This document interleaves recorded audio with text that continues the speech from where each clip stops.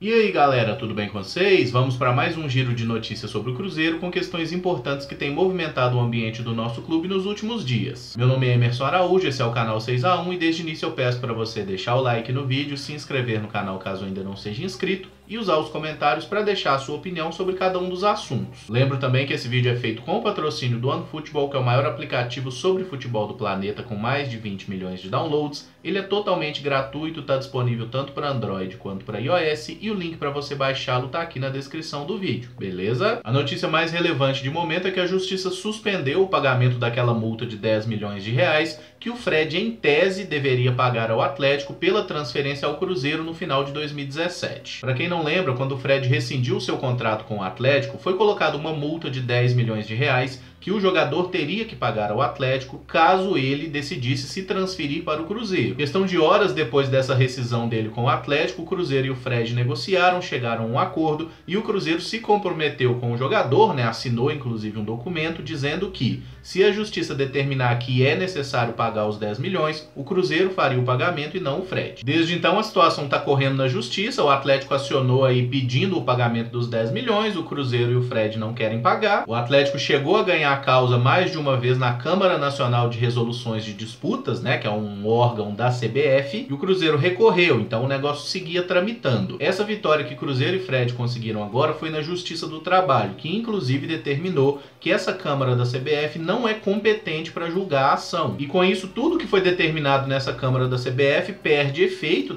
por causa dessa liminar que determina que é a Justiça do Trabalho que deve julgar o mérito. Com isso, até segunda ordem, qualquer pagamento de multa ou todo aquilo que já tinha acontecido perdeu valor, mas essa decisão de hoje também cabe recurso e certamente o Atlético vai recorrer agora. Toda vez que sai notícia sobre isso, eu falo a mesma coisa. Esse rolo de Fred, Atlético e Cruzeiro vai durar muitos anos, vai custar ter uma resolução, até porque a situação em si, ela tem aí divergência entre os próprios especialistas em direito. Tem gente muito competente na área que defende que o jogador não tem que pagar nada, e tem gente muito competente também que defende que sim, a multa é válida. Então, no fim das contas, isso vai demorar muito a ter uma resolução, e eu acho que quando chegar um veredito no final aí, se o Fred tem que pagar alguma coisa ou não, ele nem vai ser mais jogador de futebol profissional. Eu acho que isso só virá depois que ele se aposentar. Mas a única certeza que a gente tem no momento é que enquanto a situação está tramitando na justiça aqui, dali, recurso, bababá, ninguém tem que pagar nada a ninguém, então o Cruzeiro não deve nada ao Atlético nesse momento,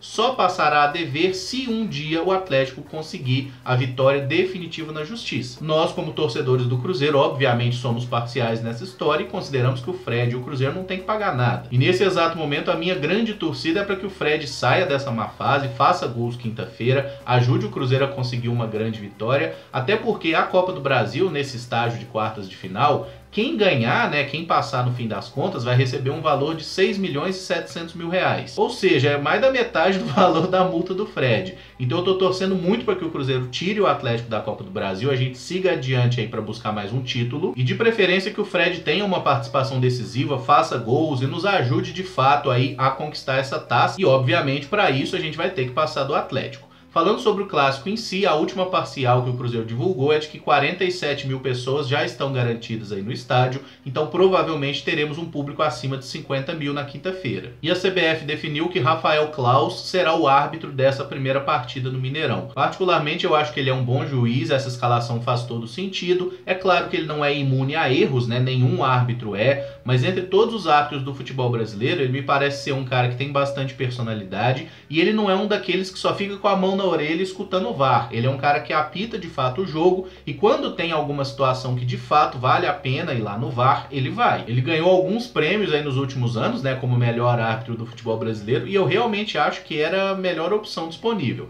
Agora, o que eu espero é que no jogo de volta lá no Independência também seja colocado um árbitro bom e nenhum bundão que vai ter medo de apitar lá na caixa de sapato, como aconteceu inclusive na final do Campeonato Mineiro, aquele árbitro horroroso que só ficava com a mão na orelha. E pelo amor de Deus, que o árbitro do segundo jogo não seja o Heber Roberto Lopes, porque Heber Roberto Lopes apitando Cruzeiro e Atlético, ele sempre nos opera sem anestesia. O volante Ederson tem seu contrato de empréstimo terminando aí na próxima semana, na segunda-feira, dia 15 de julho, e até agora o Cruzeiro não fez a compra do passe do jogador como está definido aí no contrato de empréstimo. Ele assinou com o Cruzeiro empréstimo por 1 ano e no ato dessa contratação o Cruzeiro garantiu 10% dos direitos econômicos do jogador por um valor de R$250 mil, com uma opção de compra de mais 50% dos direitos do atleta até o final do empréstimo por um valor de R$1 milhão.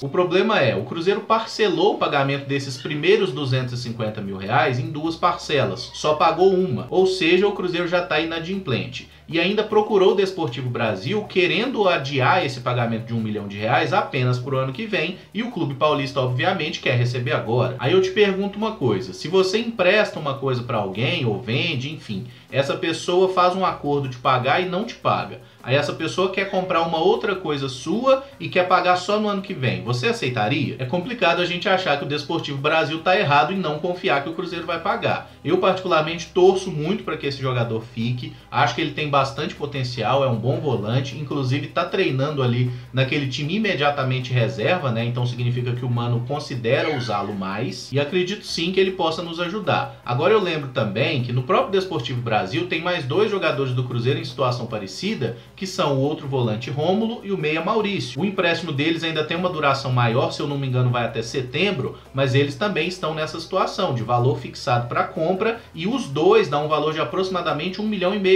Se não tiver dinheiro para comprar todo mundo nessa história, o único que eu acho que tem que ser comprado de qualquer forma, que o Cruzeiro não pode perder, é o Maurício, porque o Maurício eu acho que ele realmente vai ser muito craque. Eu acho esse menino muito bom. Gosto muito do Ederson e gosto do Rômulo também. Eu acho que os três têm muito potencial e podem ser muito importantes para o Cruzeiro. Agora, se não tiver dinheiro, se precisar optar, o único que eu acho que a gente não pode dar bobeira de jeito nenhum é o Maurício. Mas aí eu proponho uma pequena reflexão. O Cruzeiro há poucos meses atrás pagou mais de R$3 milhões para ter o Pedro Rocha por empréstimo até o final do ano. Quer dizer, com esse dinheiro você compraria 3 jogadores de potencial que seriam patrimônio do Cruzeiro. E você gastou esse dinheiro para ter um jogador por 9, 10 meses emprestado, já sabendo que o Cruzeiro não vai pagar 10 milhões de euros para comprar o Pedro Rocha em dezembro. Esse é um exemplo do que eu sempre falo com vocês da má gestão e da forma como essa diretoria não pensa nada no futuro do clube. Eles pensam apenas em tentar ganhar alguma coisa desesperadamente agora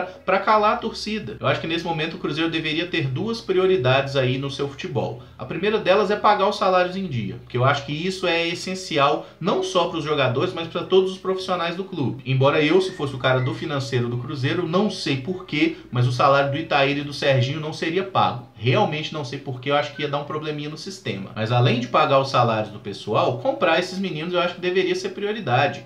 R$2,5 milhões para comprar 3 jogadores de potencial, um que já foi utilizado no profissional e 2 que eram aí referências, e são inclusive, né? O Rômulo é titular do Sub-20 desde que chegou, o Maurício também era titular, foi para a seleção recentemente. Então isso basicamente é pensar no futuro do clube, né? Não espero que ninguém seja contratado nesse resto de ano, acho que o Cruzeiro não vai trazer ninguém e justamente por isso não estou fazendo mais os vídeos de olheiro. E inclusive tem possibilidade de sair gente, né? O empresário do Fabrício Bruno publicou uma foto aí nas redes sociais com a legenda "em breve num gigante europeu". Isso já deixou todo mundo de orelha em pé, né? Porque o Cruzeiro recentemente está negociando esses jovens jogadores aí por valores ridículos, mas o próprio agente do atleta já esclareceu que nesse momento não tem nenhuma negociação em andamento para a saída do Fabrício. Ele teve sondagens recentes aí do futebol europeu, né? Clubes de Portugal, clubes da Itália, até do México também já teve especulação dele, a própria Chapecoense já mostrou interesse em levá-lo de volta, mas a partir do momento que o Cruzeiro vendeu o Murilo, eu acho que é inadmissível sequer cogitar em abrir mão do Fabrício Bruno, até porque ele é hoje o reserva imediato de Dedé e Léo, e os outros zagueiros do elenco são o Kaká e o Edu, que são garotos ainda com idade sub-20. Então acho que o Fabrício precisa ficar no Cruzeiro, não apenas por ser um jogador aí que já tem certa maturidade apesar de jovem, mas porque tem bastante recurso técnico, mostrou isso durante o empréstimo na Chapecoense, e nas poucas vezes que jogou esse ano pelo Cruzeiro também fez boas partidas. Como já falei algumas vezes, acho até que merecia ter mais oportunidades ali jogando como titular, até porque a gente tá vendo que o Dedé e o Léo não estão jogando tão bem como aconteceu ano passado. Bom galera, esse vídeo fica por aqui, se gostou deixa o like, se inscreve no canal caso ainda não seja inscrito